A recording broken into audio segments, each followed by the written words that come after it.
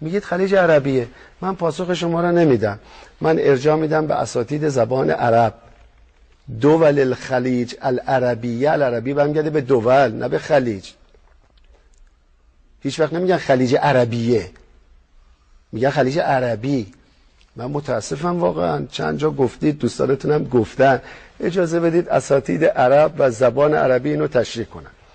میگید خلیج عربیه. من پاسخ شما را نمیدم. من ارجاع میدم به اساتید زبان عرب. دول الخلیج العربیه، العربی برمیگرده به دول نه به خلیج. هیچ وقت نمیگن خلیج عربیه، میگن خلیج عربی. من متاسفم واقعا، چند جا گفتید، دوستانتونم گفتن. اجازه بدید اساتید عرب و زبان عربی اینو تشریح کنن. میگید خلیج عربیه. من پاسخ شما را نمیدم.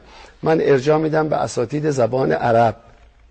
دول الخلیج العربیه، العربی برمیگرده به دول نه به خلیج. هیچ وقت نمیگن خلیج عربیه، میگن خلیج عربی. من متاسفم واقعا، چند جا گفتید، دوستانتونم گفتن. اجازه بدید اساتید عرب و زبان عربی اینو تشریح کنن.